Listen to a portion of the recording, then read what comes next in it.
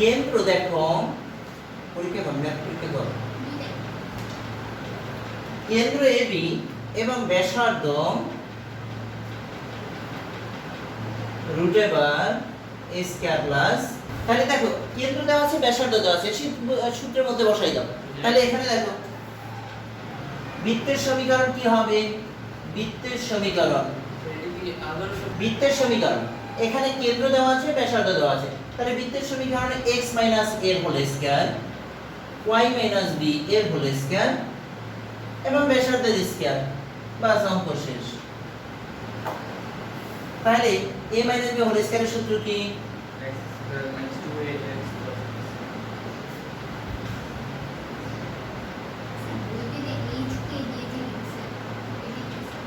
আবার 3s square 3y square minus 6x plus 4y minus 4, এই তো অঙ্কটা। এখন দেখো তোমার এইটা কেন করাচ্ছি, এর আগের অঙ্কটাও একই ভাবে, এটা যদি থাকে তোমার সূত্রে আনতে হবে সহজ ভাবে, যেমন s square plus y square plus 2gx plus 2fy plus c = 0, এই সূত্রে নিতে হবে। এখন প্রশ্নটা হলো এখানে তো 3s স্কয়ার 3y স্কয়ারটা ভেজাল, এর জন্য 3 রাখা যাবে না, এর জন্য 3টাকে প্রথমে ফেলে দিব, এই 3 দ্বারা প্রত্যেকটাকে ভাগ করব, কারণ সূত্রে যেমন আছে তেমন রাখার চেষ্টা করব। তাহলে 3 দ্বারা ভাগ করলে 2x 4/3y 4/3 = 0 আসে না? এখন দেখো s স্কয়ার y স্কয়ার কে আমি কিন্তু সূত্রের মধ্যে নিয়ে আসতে পারছি, এবার সূত্রের মধ্যে নিয়ে আসি s square plus y square plus কি আছে 2gx, তাহলে এখানে আছে 2gx, দেখো তো এই মাইনাসটাকে ভিতরে নিয়ে নিছি, তাহলে এটা ক্যালকুলেশন করলে আবার -2x আসে না? তাহলে 2gx। এবার আসি এটার মধ্যে কি আসবে 2ay, কিন্তু এখানে 2 এর কই,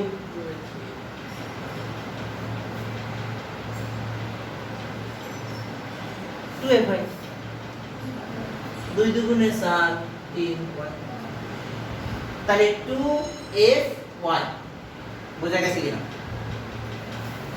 প্লাস c। কোন কোশ্চেন আছে? দেখো তো এখন যদি আমি এই সমীকরণের সাথে তুলনা করি s square plus 2gx 2fy plus c, এই সমীকরণের সাথে তুলনা করলে এখানে g = কত হয়? g = -1, f = 2/3, c = -4/3, right? এটা আসলে দেখো তো কেন্দ্র আর ব্যাসার্ধ, তাহলে কেন্দ্রের সূত্র আমি কি জানি -g - f, তাহলে কেন্দ্র হলো -g - f, তাহলে -g তাহলে কি হবে 1 -f, তাহলে -f এর জন্য এটা কি হবে -2/3 কেন্দ্র। আবার দেখো তোমাকে বের করতে বলছে ব্যাসার্ধ, রাইট? ব্যাসার্ধের সূত্র কি জানি g square f square minus c, তাহলে -4/3। তাহলে কি ঘটনা ঘটে দেখো এখানে 1 4/9 প্লাস 4/3 193 এর লসাগু কত 9 9 4 নাকি? এবার কত আসে 16 আর 9 25। এখানে বলছে দেখো একটি বৃত্ত 6 5 -3 -4 21 বিন্দুগামী, বৃত্তটির সমীকরণ কেন্দ্রের স্থানাঙ্ক ব্যাসার্ধ নির্ণয় করো, মূল বিন্দু কি বৃত্তের ভিতরে না বাইরে? ওরে বাবা, আগে আমরা দেখব যে একটি বৃত্ত একটা তো বিন্দুগামী, মানে জিনিসটা হলো এভাবে দেখো, এটা একটা বৃত্ত, ধরো এই বৃত্তের কিছুই দেওয়া নাই, আমার কেন্দ্রও নাই ব্যাসার্ধও নাই, কিছুই নেই, শুধু বলে দেওয়া আছে তিনটা বিন্দু দিয়ে গেছে। একটা বিন্দু হলো 2 1 বিন্দু, ধরো 2 1 বিন্দু, আর একটা কত মাইনাস 6 বলো একটা হলো মাইনাস 6 তাহলে মাইনাস 6 এটা ধরো এই ধরো মাইনাস 6 হ্যাঁ তারপর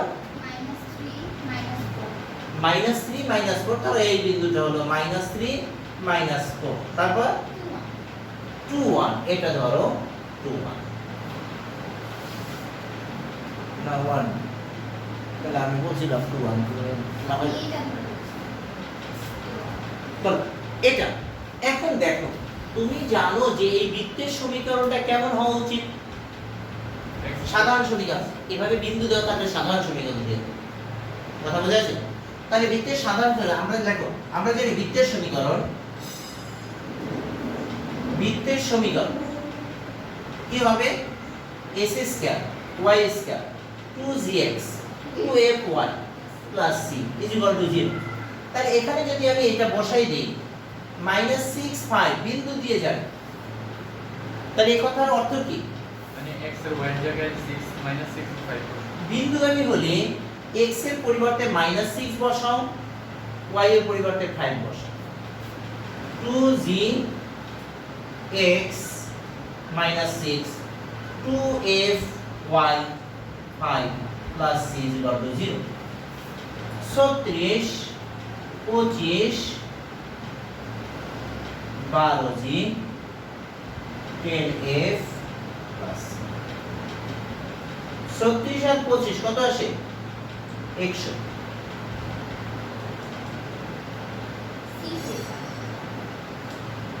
এটা বুঝছো কি এটাকে এক নং সমীকরণ বলো -3 -4 বিন্দু দাও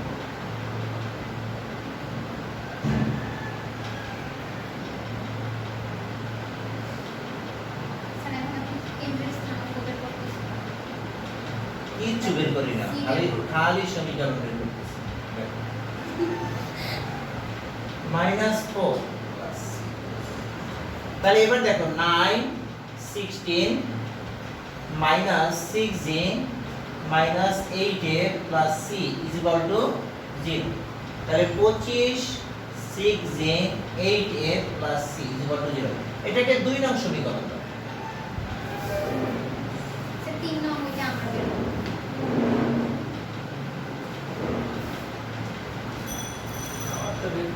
তোমরা তোমাদের মতো করে করো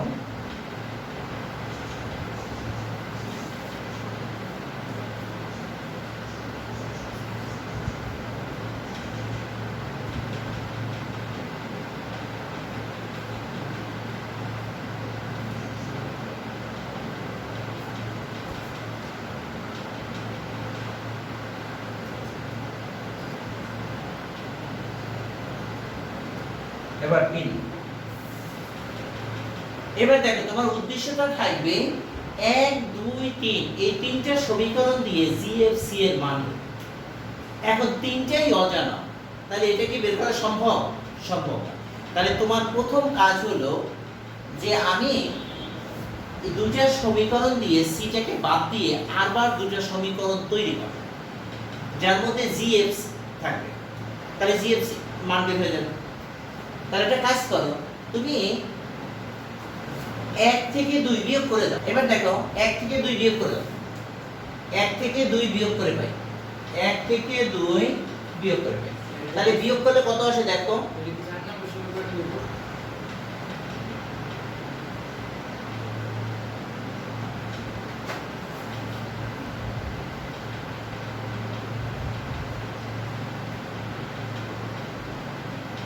বিয়োগ করে দাও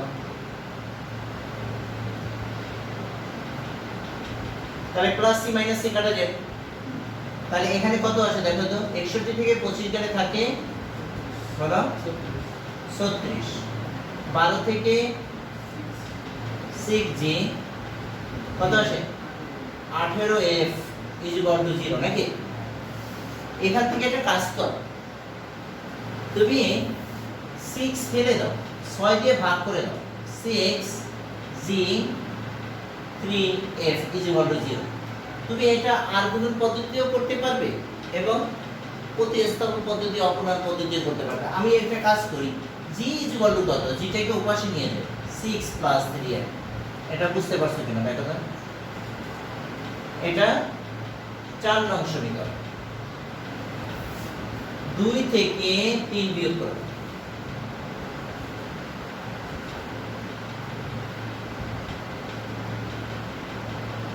8a plus c 5 plus 4g plus 2f plus c বিয়োগ করো।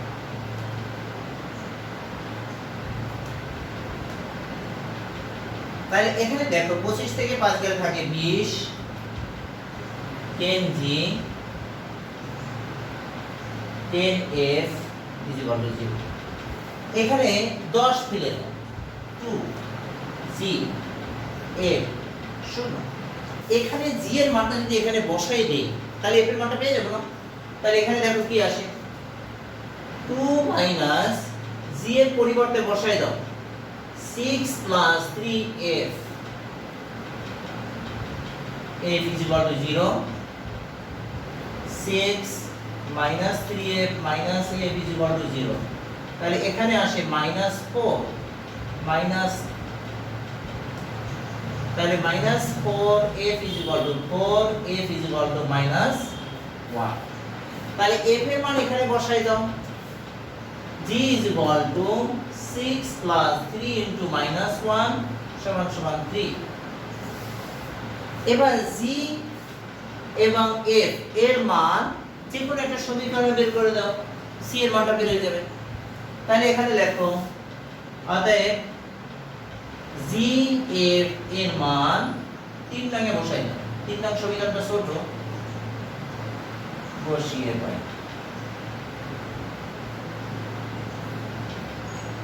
তাহলে এখানে দেখো 5 প্লাস কত ছিল 3 নং সমীকরণটা, 4। g এর মান কত ছিল 4g plus 2f plus c is equal to 0। তাহলে এখানে দেখো 5 প্লাস 4 into g এর মান 3, f এর মান -1 plus c is equal to 0। তাহলে এখানে দেখো কত আসে, 5 plus 12 minus 2 plus c is equal to 0। তাহলে 12 আর 5 17, 17 থেকে 2 গেলে কত থাকে, অতএব c is equal to 15, মানে ওই পাশে গেলে -15। তাহলে c এর মান পাইছি কত আমরা, -15। ঝটপট বিদ্যুৎ দিয়ে দিলে হলো। হ্যাঁ এটা তুলছো, তারপর ওটা একদম উপর থেকে জি জি সমান সমান কত হয়েছে এটা বসাই দিচ্ছি। নির্ণয় বৃত্তের সমীকরণ কি হবে, s square plus y square plus 2gx, g এর মান কত পেয়েছি 3, 2f y c।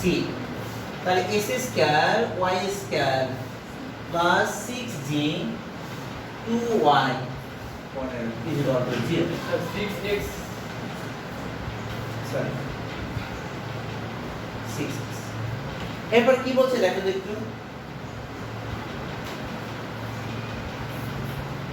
ওরা বলছে মূল বিন্দুটি বৃত্তের বাইরে না ভিতরে, বল কেমনে বুঝবা, ওখানে দেখো অ্যানসার দিকে না স্যার 0 থেকে ছোট এই কারণে কোনটা জিরো শেষ হলো, এই যে সমীকরণ কেমনে বুঝবা,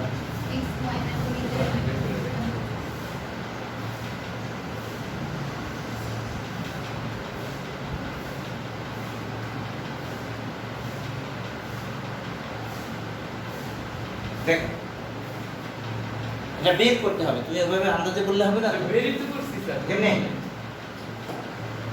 তুমি কেন্দ্রবিন্দু কত এটা বের করো, কেন্দ্রবিন্দু কত বলো তো, স্যার মাইনাস কেন্দ্রবিন্দু হলো -3 আর 1।